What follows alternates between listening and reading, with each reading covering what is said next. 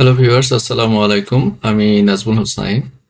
আমি আজকে আপনাদের সাথে আলোচনা করব মিক্সড স্কলারদের প্রথম মাসের কিছু গুরুত্বপূর্ণ কাজ। আপনি যখন জাপানে আসবেন তখন আপনার এই গুরুত্বপূর্ণ কাজগুলো অবশ্যই করতে হবে।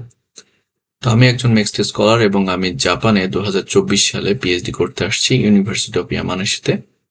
তো শুরু করা যাক।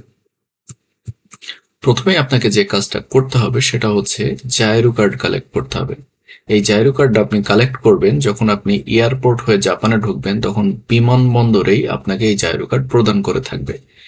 এই জাইরো কার্ডটা অনেকটা বাংলাদেশের এনআইডি কার্ডের মতো, এবং এই কার্ডই আপনার পরিচয় বহন করবে। আপনাকে কোনো সময় পাসপোর্ট এগুলো চাইবে না। এই এই জাইরো কার্ডের মধ্যেই বা রেসিডেন্স কার্ডের মধ্যেই আপনার সব কিছু এন্ট্রি করা থাকবে। আপনার ঠিকানা, আপনার রক্তের গ্রুপ, আপনার এক্সপায়ারেশন ডেট সবকিছু এর মধ্যে এন্ট্রি করা থাকবে। এরপরে জাপানের আসার পরে আপনি যখন ইউনিভার্সিটিতে এনরোল করবেন তখন জাপান সরকার আপনার জন্য একজন টিউটর দিবে, এবং এই টিউটর আপনার সাথে 2 মাস থাকবে আপনার সকল কাজে সাহায্য করার জন্য। যেহেতু জাপানে আপনি জাপানিজ ভাষা পারেন না, সেই কারণে এই টিউটর আপনাকে যাবতীয় কার্যক্রমে সহযোগিতা করবে 2 মাসের জন্য। এবং এই টিউটর ছেলেও হতে পারে বা মেয়েও হতে পারে। প্রত্যেকটা মিক্সড স্কলারের সাথে অবশ্যই একজন টিউটর থাকবে, এবং এটা তার পেমেন্ট জাপান সরকার তাকে প্রদান করবে, এবং এটা 2 মাসের জন্য আপনার সাথে সকল কাজে আপনাকে হেল্প করবে। এরপরে যেটা আপনাকে করতে হবে সেটা হচ্ছে আপনার টিউটর আপনাকে সিটি হলে নিয়ে যাবে। আমাদের দেশে যেমন ইউনিয়ন পরিষদ বা পৌরসভা আছে, জাপানে এরকম সিটি হল আছে। এই সিটি হলগুলো অনেক গোছালো এবং অনেক সুন্দর, একটা সুন্দর এনভায়রনমেন্ট। আপনি যখন যাবেন তখনই বুঝতে পারবেন। এই সিটি হলে আপনি আপনার জাইরো কার্ড, আপনার পাসপোর্ট এগুলো সাথে করে নিয়ে যেতে হবে। এগুলো নিয়ে যাওয়ার পরে তারা আপনাকে এন্ট্রি করে নিবে যে আপনি এই প্রিফেকচারের অমুক ঠিকানায় আছেন, এবং তারা আপনার জাইরো কার্ডের পিছনে এই অ্যাড্রেসটা লিখে দিবে। এরপরে আপনার আরো একটা বিষয় অ্যাড করতে হবে, সেটা হচ্ছে হাঙ্কো বা পার্সোনাল সিল। আপনার একটা সিল লাগবে। এই সিলটা জাপানে দেখতে এরকম হয়, একটা ছোট্ট পেনের মতো, এবং এর উপরে যে এখানে বিভিন্ন দাগকাটা দেখা যাচ্ছে, এই দাগকাটার মধ্যে আপনার তারা নাম লিখে দিবে। এই সিলটা আপনার লাগবে। এই সিলটা বানিয়ে নিতে হবে। আপনার টিউটর আপনাকে কোথায় বানাতে হয় এই বিষয়ে হেল্প করবে। এই হাঙ্কোর বিশেষ গুরুত্ব হচ্ছে জাপানে আপনি যেখানেই যাবেন, যে কোনো প্রপার্টি কিনবেন, সব কিছুতে এই হাঙ্কো সিল লাগবে। সিল ছাড়া তারা কোনো কিছু অ্যাপ্রুভ করবে না। আপনার সাইন থাকলে অ্যাপ্রুভ করবে না। এই সিল সহ লাগবে। এবং এই হাঙ্কোটাকে আপনি সিটি হলে রেজিস্টার্ড করে ফেলবেন। রেজিস্টার্ড করে ফেললে আপনার যে কোনো প্রপার্টি কিনতে এই হাঙ্কো ব্যবহার করা যাবে। তখন আর কোনো সমস্যা হবে না। Health insurance card. জাপানে প্রত্যেকটা নাগরিকের হেলথ ইন্স্যুরেন্স কার্ড থাকে। এই হেলথ ইন্স্যুরেন্স কার্ডগুলো দেখতে এরকম হয়। এই হেলথ ইন্স্যুরেন্স কার্ড আপনি সিটি হল থেকে গ্রহণ করতে পারবেন। আপনার টিউটর আপনাকে হেল্প করবে এই হেলথ ইন্স্যুরেন্স কার্ড নেওয়ার জন্য, এবং প্রত্যেক মাসে আপনাকে কিছু টাকা এই হেলথ সরকারকে প্রদান করতে হবে শুধুমাত্র এই হেলথ ইন্স্যুরেন্স পারপাসের জন্য। এবং এটা 2400 ইয়েন, আমরা বর্তমানে 2400 ইয়েন করে দিয়ে থাকি পার মান্থে। এবং আপনি যখন এই টাকাটা দিবেন, আপনার 70% কাভারেজ করবে এই হেলথ ইন্স্যুরেন্স কার্ড, এবং 30% আপনি যখন ডাক্তার দেখাইতে যাবেন, এই 30% খরচ আপনাকে on the on the spot payment করতে হবে। বাকি 70% আপনার এই কার্ড কাভার করবে। আমরা যেহেতু স্টুডেন্ট, আমাদের পেনশন নাই, তো সুতরাং আমাদের পেনশনটা এক্সেম্পট হয়ে যাবে। এই অ্যাপ্লিকেশনটাও আমরা সিটি হলে করে ফেলবো, এবং এটা আপনার টিউটর আপনাকে হেল্প করবে। মাই নাম্বার কার্ডের জন্য আপনি আবেদন করে দিবেন। সিটি হলকে আবেদন করলে মাই নাম্বার কার্ড আপনাকে দিতে 1 মাস সময় নেবে। তো এই মাই নাম্বার কার্ড প্রত্যেকটা প্রিফেকচারের আলাদা আলাদা ভাবে আলাদা আলাদা অ্যাড্রেসে লেখা থাকে। আপনি যখনই সিটি হলে যাবেন তখন এটা আবেদন করলে আপনার 1 মাসের মধ্যে আপনাকে এই মাই নাম্বার কার্ড দিয়ে দিবে। আপনাকে ব্যাংক অ্যাকাউন্ট খুলতে হবে। আপনার টিউটর আপনাকে ব্যাংক অ্যাকাউন্ট খুলতে হেল্প করবে। আমরা জেপি ব্যাংকে সাধারণত স্কলারশিপের পেমেন্ট যেটা বা স্কলারশিপের অ্যামাউন্টটা পেয়ে থাকি। এবং এই ব্যাংক অ্যাকাউন্ট খুলতে আপনার পাসপোর্ট লাগবে, আপনার জাইরো কার্ড লাগবে, এবং আপনার হাঙ্কো লাগবে। তো এই তিনটা জিনিস ছাড়া আপনি আপনার ব্যাংক অ্যাকাউন্ট খুলতে পারবেন না। আপনি যদি জাপানে সিম কার্ড কিনতে চান, সিম কার্ড ছাড়া জাপানে এক মুহূর্ত চলতে পারবেন না, কারণ হচ্ছে এখানে ভাষা ছাড়া, আপনি মোবাইল ছাড়া আপনার কোনো কিছু গতি নাই। সেহেতু আপনাকে সিম কার্ড অবশ্যই কিনতে হবে। বিভিন্ন প্যাকেজের বিভিন্ন সিম কার্ড আছে, আপনি সেটা চাইলে কিনতে পারেন। আরও একটা অপশন আছে, আপনি 1 ইয়েন দিয়ে একটা সেলফোন নিয়ে নিতে পারেন এবং সেটা একটা স্পেসিফিক কোম্পানির হবে এবং এটা আপনাকে 6 মাস পর্যন্ত প্যাকেজটা নিতে হবে। একটা সিম কার্ড থাকবে ফোনের মধ্যে এবং আপনাকে শুধুমাত্র 1 ইয়েন প্রদান করতে হবে এবং এর দ্বারা আপনি একটা নতুন সিম পাবেন এবং নতুন একটা সেলফোন পাবেন, ভালো সেলফোন।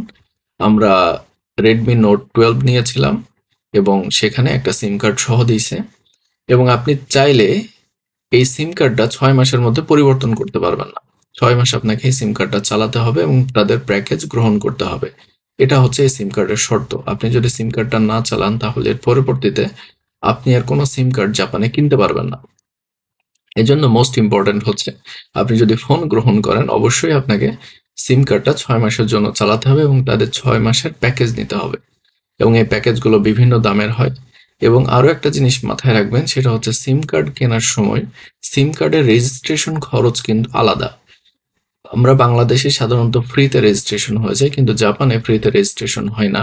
প্রত্যেকটা সিম কার্ডে 3500 থেকে 4000 ইয়েন টাকা নিয়ে থাকে এবং প্যাকেজের জন্য আরও 3000 বা 2500 টাকা নিয়ে থাকে।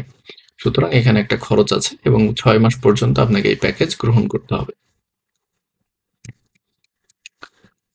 ওয়েলকাম পার্টি আর টোকিও, আপনি যদি টোকিওতে ওয়েলকাম পার্টি যেতে চান অবশ্যই আপনি আপনার সুপারভাইজারের কনসালটেশন নিয়ে, সুপারভাইজার যদি ওকে দেয় তাহলেই আপনি যেতে পারবেন এবং আমি রিকমেন্ড করব অবশ্যই এখানে জয়েন করার জন্য। আমরা যখন 2024-এ গিয়েছিলাম সেখানে শত শত স্টুডেন্ট যারা বিভিন্ন দেশ থেকে আসে তাদের সাথে পরিচিত হওয়ার সুযোগ পাই এবং এই ওয়েলকাম পার্টিতে জাপানের যে ট্রেডিশনাল খাবার দাবার, ট্রেডিশনাল কালচার সবকিছু এখানে অনেক সুন্দরভাবে দেখায় তারা এবং এটা খুবই একটা গুরুত্ব বহন করে। আমি খুবই এনজয় করেছি। আপনি অবশ্যই যাওয়ার চেষ্টা করবেন আপনার যদি কাছাকাছি হয়। আর সুপারভাইজারই আপনাকে নক দিবে যে তুমি টোকিওতে ওয়েলকাম পার্টিতে যেতে চাও কিনা। আমি রিকমেন্ড করবো অবশ্যই আপনি সুপারভাইজারকে বললেই সুপারভাইজার এটা ওকে করে দিবে এবং চেষ্টা করবেন যাওয়ার যদি কাছাকাছি হয়। এরপরে আপনাকে এয়ারপোর্টে ট্যাক্স প্রদান করতে হবে। এই ট্যাক্স আপনি যে 2টা বিমানবন্দর দিয়ে প্রবেশ করছেন, হয় হানেদা না হয় নারিতা, এই হানেদা এয়ারপোর্ট দিয়ে যদি জাপানে প্রবেশ করেন তাহলে আপনাকে প্রায় 17,000 ইয়েন ট্যাক্স প্রদান করতে হবে এবং আপনি যদি নারিতা হয়ে আসেন তাহলে আপনাকে 7,000 ইয়েন ট্যাক্স প্রদান করতে হবে।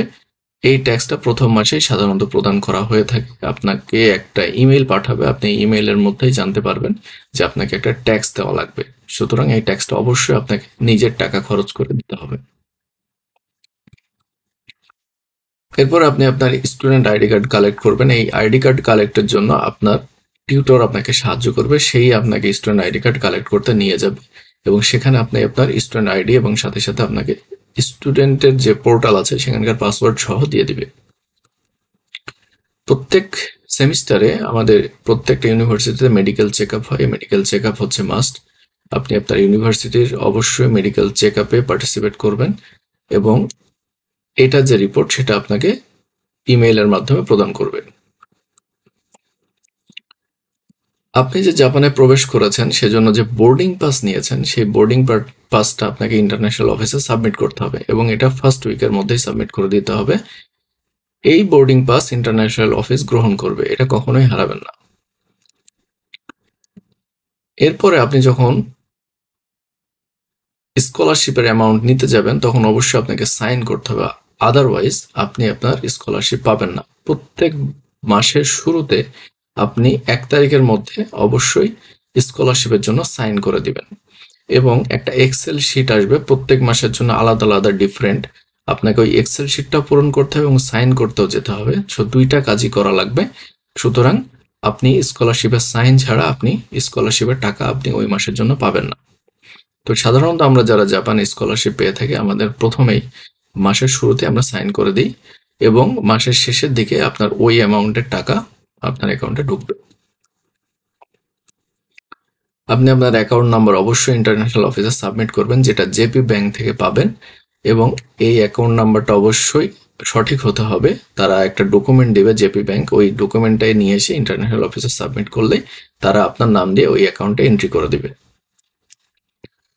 এরপরে আমরা যখন বাংলাদেশে টাকা পাঠাতে চাইবো, দেশে রেমিটেন্স পাঠাতে চাইবো, তখন দুই ধরনের প্রসেস আমরা ব্যবহার করে থাকি, জেআরএফ এবং পে ফরেক্স। এই দুইটা রেমিটেন্স অ্যাকাউন্ট আমরা ব্যবহার করে থাকি। সবার কাছে, সবার মোবাইলে অ্যাপস আছে, কিন্তু এই দুইটা অ্যাকাউন্ট খুলতে হলে আপনাকে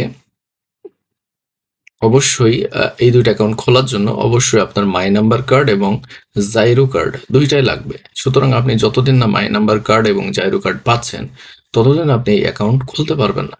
এই জন্য ইমিডিয়েটলি আপনি মাই নাম্বার কার্ডের আবেদন করে দিবেন। 1 মাসের মধ্যে পেয়ে গেলে আপনি সহজেই এই জিআরএফ বা পে ফরেক্সের অ্যাকাউন্ট খুলে ফেলবেন।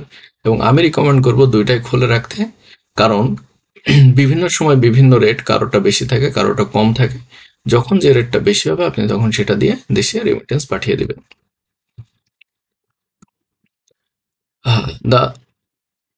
This is not important so much, but যদি আপনি ট্রান্সপোর্ট, আপনার ইউনিভার্সিটি এবং আপনার রেসিডেন্ট যদি অনেক দূরে হয়, তাহলে ট্রেনে বা বাসে করে যাতায়াত করা লাগতে পারে। সাধারণত ট্রেনে গেলে আপনি 1 মাসের জন্য অ্যাডভান্স টিকিট নিয়ে নিতে পারবেন এবং ছাত্র হিসেবে নেবেন, তাহলে আপনার খরচটা কমে যাবে।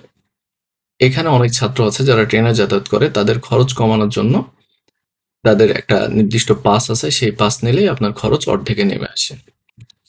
আপনি যদি বাইসাইকেল কিনতে চান, জাপানে বাইসাইকেলের দাম অনেক বেশি, সাধারণত 20 থেকে 30-35 হাজার টাকা হয়ে থাকে একটা সাইকেলের দাম। তো আপনি আপনার বড় ভাইদের যারা আছে জাপানে, সাধারণত তারা সাইকেল রেখে চলে যায়, আপনি তাদের কাছ থেকে কালেক্ট করতে পারেন, এটা একটা ইজিয়েস্ট ওয়ে। অথবা আপনি সেকেন্ড হ্যান্ড শপ থেকে এই সাইকেলটা কিনে নিতে পারেন। তো এই ছিল আমার লিস্টে যে জাপানে এসে আমরা প্রথম মাসে যে সকল কাজগুলো করেছি। প্রথম মাসে শুধু আমার জন্য না, বা নেক্সট স্কলারশিপ যারা পাইছে তাদের জন্য না, এটা প্রত্যেক স্টুডেন্টের জন্যই যারা জাপানে প্রবেশ করে তাদের এই প্রসেসগুলোকে ফলো করতে হয় এবং সব কাজগুলোই করতে হয়। তো আরো কিছু জানার থাকলে আপনি আপনার কমেন্ট বক্সে জানাতে পারেন। ধন্যবাদ সবাইকে, এবং জাপান স্ট্রিমের পক্ষ থেকে আপনাদের ওয়েলকাম টু জাপান। আল্লাহ হাফেজ।